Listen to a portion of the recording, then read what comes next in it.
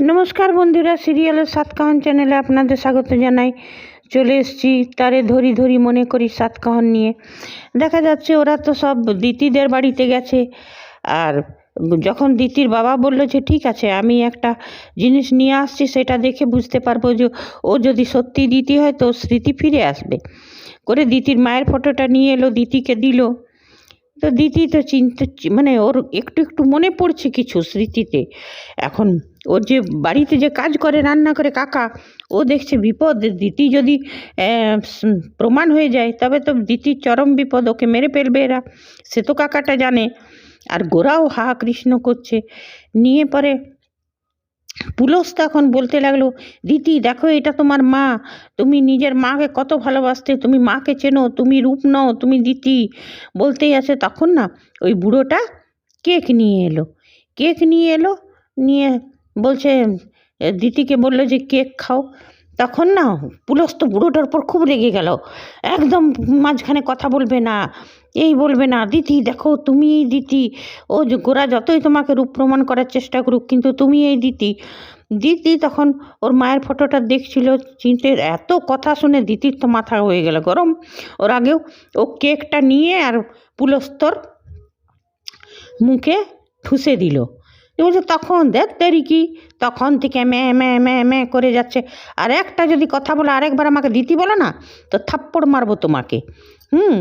না আমি চিনতে পারছি না, নিন করে নিজের বাপের হাতে দিয়ে দিল। তখন ওর বাপটা বলছে না, এটা দিতি হতে পারে না, দিতি হতো তো ওর মাকে চিনতে পারতো। এদিকে ওই সৎ মাটা আর ওর বোনটা হিয়া, ওরাও মুখ হাঁ করে দাঁড়িয়ে আছে নিয়ে। তখন বলছে যে এটা ওর বাবা তো চলে গেল, নিয়ে বলছে যে না এটা তো দিতিই, একবার আমাকেও এমনি করেছিল।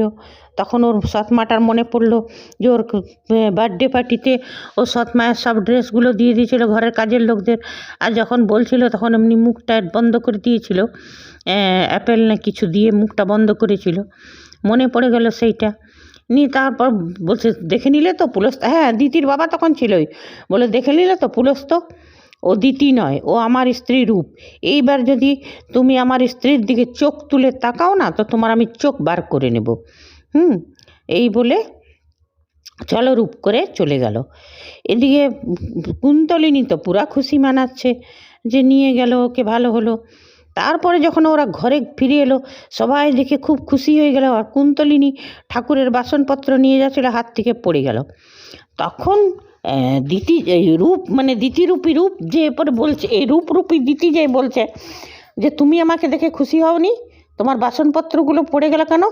বলছে না আমি খুশি হয়েছি সেই জন্যে আমার সবাই চেঁচিয়ে উঠলো, ওই জন্যে পড়ে গেলো। ওই জন্যে না, তুমি চাওনি যে আমি ফিরে আসি, তুমি একদম তোমার আমি সব আমি বুঝতে পারছি, তুমি তুমি চেয়েছিলে যে আমি মরে যাই। নিয়ে বলছে দেখো দেখো গোরাদা কেমন বলছে, দিদি আমাকে এমনি করে কথা বলছে। দিদি তোমার আগের দিদি যে ছিলাম আমি ভুল করেছিলাম, তোমার মতন মেয়েকে ঠেঙিয়ে সিধা করা উচিত। তুমি একদম মিথ্যা কথা বলবে না, তুমি চাওনি, তুমি তো চাইছিলে যে আমি মরে যাই। নিয়ে তারপরে গোরা বলছে আচ্ছা আচ্ছা চলো। আর এদিকে ওই যে ইন্দু বিশাখা এরা খুব খুশি হয়ে গেল, ছোটো মাটা খুব খুশি হয়ে গেল দিতিকে দেখে। নিয়ে বলে আচ্ছা চলো রূপ তুমি চলো। নিয়ে তখন যেতে যেতে ইশারা করে দেখিয়ে দিয়ে গেল কি আমার চোখগুলো তোমার উপরেই থাকবে, তোমার উপরেই আমি নজরদারি করবো যে তুমি কি করছো।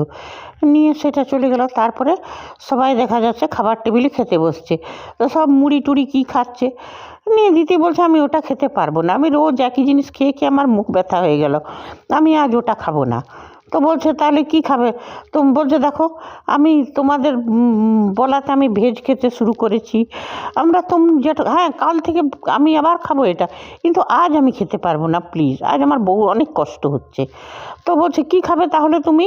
বলছে আমি একটা টেস্টি এমন কিছু বানাই যেটা সবাই খেতে পারবে। বলছে কি? বলছে চিড়ের পোলাও বানাও। নিয়ে তখন অনেকেই খুশি হয়ে গেল, কিন্তু ওই গোরার মা চোখ বড় বড় করে তাকিয়ে আছে, সেই জন্য ভয়ে সব চুপসে গেল। তখন বলছে বিশাখা আমি সব জানি বানাতে, বিশাখা আমি শিখিয়ে দিয়েছে আমি জানি।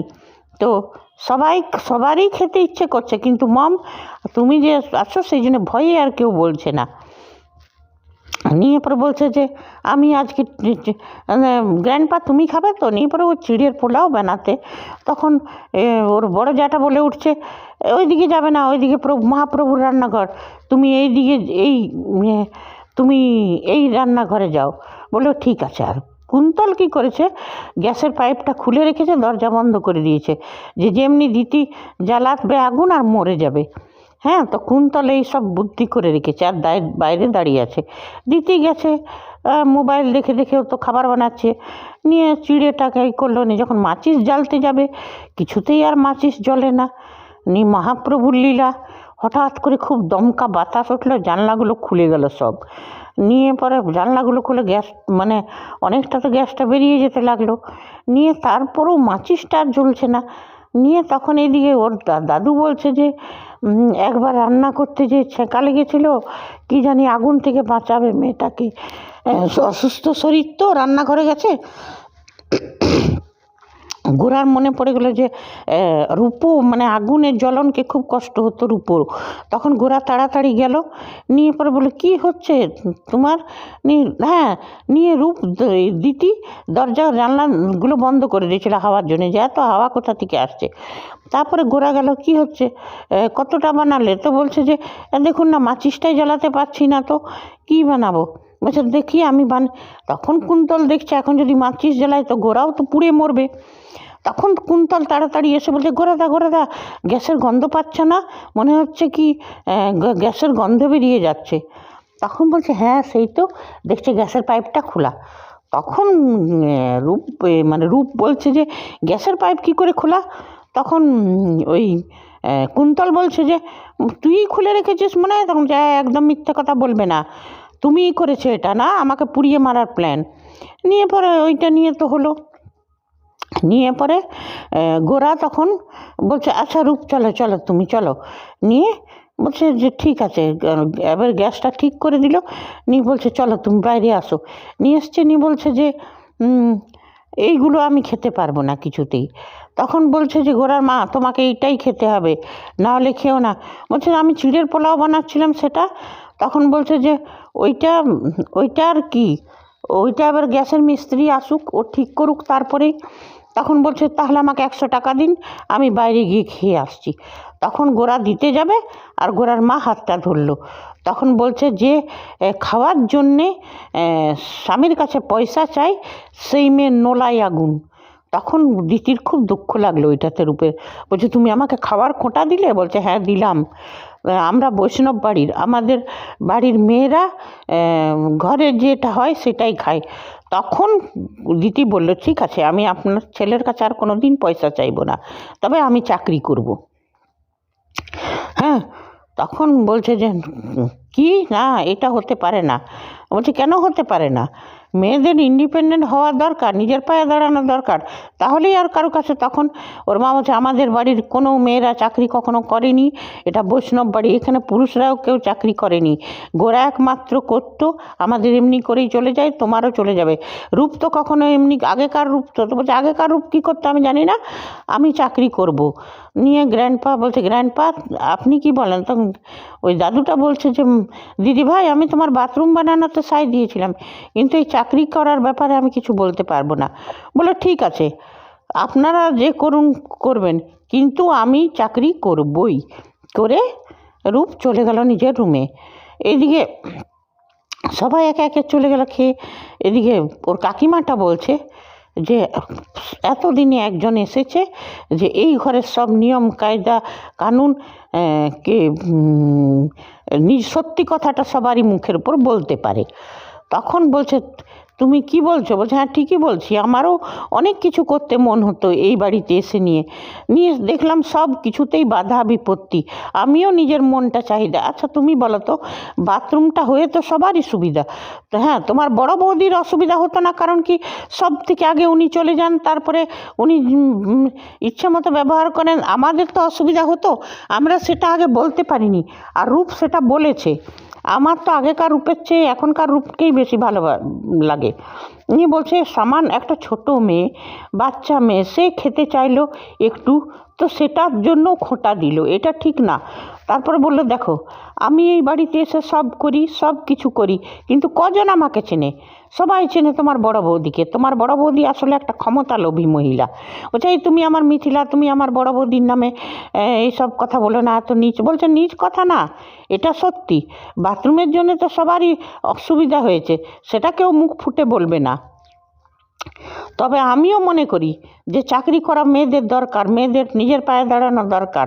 আর তোমার বড় বৌদি ক্ষমতালোভী, উনি একছত্র। আগেকার রূপকে কেন আপনি ভালোবাসতো? কেন কি রূপ ওনার সব কথাই সায় দিত, কিন্তু এই রূপ যে বদলে গেছে, এ তো সায় দিচ্ছে না, সেই জন্যই খারাপ।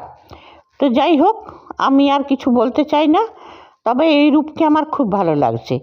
এদিকে দেখা যাচ্ছে যে দিতি, মানে রূপরূপী দিতি, ও এখন গোড়ার কম্পিউটারটা খুলে নিজের প্রোফাইল রিজুমগুলো আপলোড করছে চাকরি করবার জন্যে। গোড়া আর এদিকে কুন্তলিনী সমানে আড়ি পেতে যাচ্ছে নি পরে।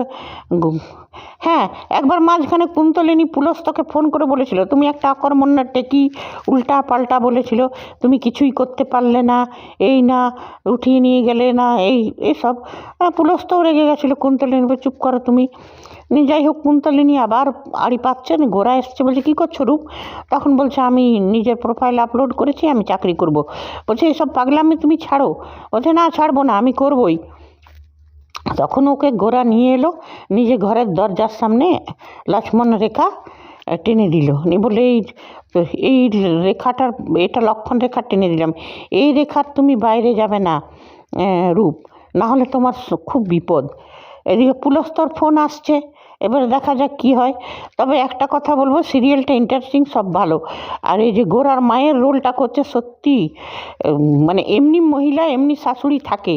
হ্যাঁ, রূপ আগেকার রূপ আদর্শ ছিল, কিন্তু একটা সামান্য চিড়ের পোলাও এটা খেতে চেয়েছিল, ও তো কিছু এমন কিছু না। এই সব শাশুড়িরা এই জন্যেই এরা না বেঁচে থাকে লোককে জ্বালায়, মরার পরও গোটা জীবন বদনাম। এই মহাপ্রভুর যখন এরা বৈষ্ণব বাড়ির মেয়ে বউরা এটা কেন বুঝছে না যে এমন কিছু কাজ করে যায় যে মরার পরেও আমার নামটা থাকে। এই গোরার মা যদি মরেও যায় তো বাড়ির লোকে তো হাঁপ ছেড়ে বাঁচবে।